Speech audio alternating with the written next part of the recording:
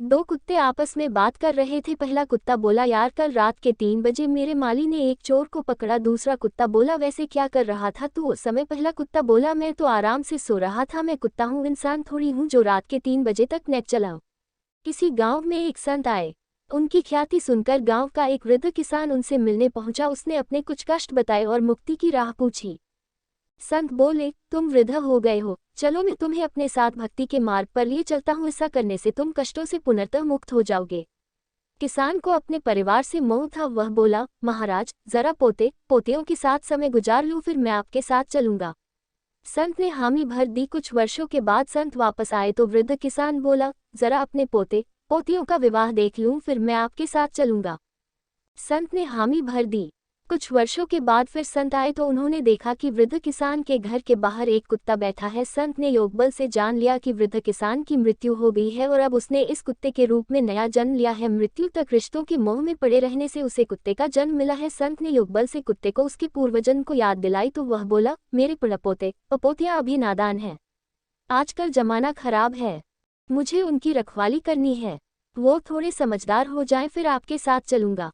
संत हंसकर बोले, अब नहीं आऊंगा, क्योंकि तुम फिर कोई बहाना खोज लोगे। सार यह है कि संसारी जीव कभी अपने परिवार के मोह से मुक्त नहीं हो पाता। इंसान पूरा जीवन काल अपने परिवार के प्रति दायित्वों को निभाता है, लेकिन जब वह अपने जीवन के अंतिम पड़ाव पर होता है तब भी वो रिश्तों के मोह में बंधा रहता है। इंसान को चाहिए कि कम से कम वृद्धावस्था में तो रिश्तों का मोह त्यागे और ईश्वर का नाम स्मरण कर मोक्ष का रास्ता पकड़े। एक 5-6 साल का मासूम सा बच्चा अपनी छोटी बहन को लेकर मंदिर के एक तरफ कोने में बैठा हाथ जोड़कर भगवान से न जाने क्या मांग रहा था। कपड़े में मैल लगा हुआ था मगर निहायत साफ। उसके नन्हे नन्हे से गाल आंसुओं से भीग चुके थे। बहुत लोग उसकी तरफ आकर्षित थे और वह बिल्कुल अनजान अपने भगवान से बातों में लगा हुआ था। जैसे ही वह उठा, एक अजनबी ने उसका नन्हा सा हाथ पकड़ा और पूछा, क्या मांगा भगवान से? उसने कहा, मेरे पापा मर गए हैं, उनके लिए स्वर्ग अंडस को मेरी माँ रोती रहती है, उनके लिए सब्र। मेरी बहन माँ से कपड़े सामान मांगती है, उसके लिए पैसे। एक दिन मैना तोते से बोली, तुम मुझे छोड़कर कभी उड़ तो नहीं जाओगे? तोते ने मैना से कहा, यदि मैं उड़ भी जाऊं तो तुम मुझे पकड़ लेना। मैना बोली, मैं तुम्हें पकड़ तो सकती हूँ पर फिर से पा तो नहीं सकती है। सुन तोते की आंखों में आंसू आ गए और उसने अपने पंख तोड़ दिए। तोता मैना से बोला, अब हम हमेशा साथ रहेंगे। एक दिन जोर से तूफान आया, मैना उड़ने लगी। तभी तोता बोला, तुम उड़ जाओ, मैं नहीं उड़ सकता। मैना तोते से बोली, अच्छा अपना ख्याल रखना। ये कहकर मैना उड़ गई।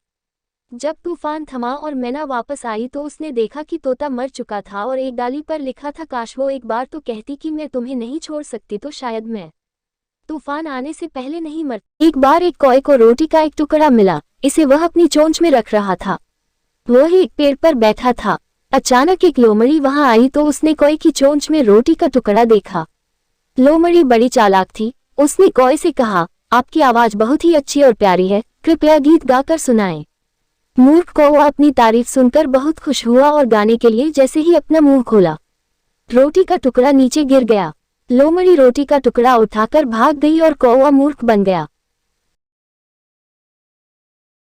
पुराने समय की बात है। एक खरगोश और एक कछुआ का सामना हुआ। दोनों ने दौड़ लगाने का फैसला किया। खरगोश बहुत तेज था, वह बहुत तेजी से भागा जा रहा था और कछुआ काफी पीछे था। खरगोश ने कछुए को अपने काफी पीछे देखा तो सोचा कि क्यों न एक झपकी ले ली जाए। खरगोश एक पेड़ के नीचे सो गया। इस बीच कछुआ वहां पहुंचा जहां खरगोश सो रहा था। खरगोश को सोता छोड़ कछुआ आगे निकल गया और विजय पद पर पहुंच गया। खरगोश जागा तो बहुत दुखी हुआ। एक दिन की बात है, अकबर महाराज ने अपने सभा में एक अजीब सा सवाल पूछा जिससे पूरी सभा के लोग हैरान रह गए। जैसे ही वे सभी उत्तर जानने की कोशिश कर रहे थे तभी बीरबल अंदर आए और पूछा कि मामला क्या है।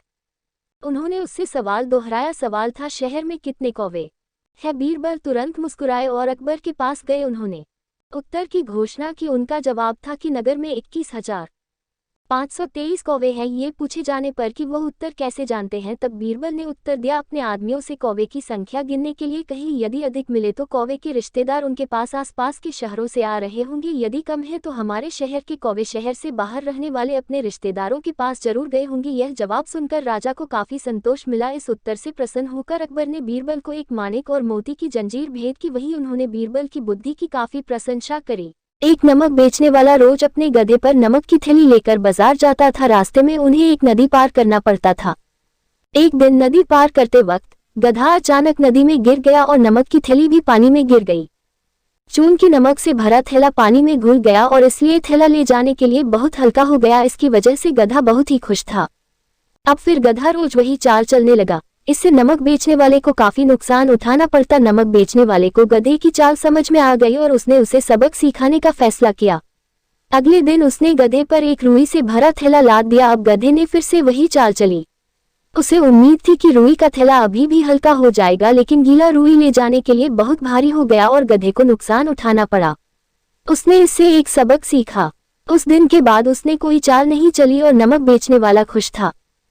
सुनील गर्मी की छुट्टी में अपनी नानी के घर जाता है। वहाँ सुनील को खूब मजा आता है क्योंकि नानी के आम का बगीचा है। वहाँ वे ढेर सारे आम खाता है और खेलता है। उसके 5 दोस्त भी हैं, पर उन्हें बेदाम नहीं खिलाता है। एक दिन की बात है, सुनील को खेलते खेलते चोट लग गई। सुनील के दोस्तों ने सुनील को उठाकर घर पहुंचाया और उसकी मम्मी से उसके चोट लगने की बात बताई।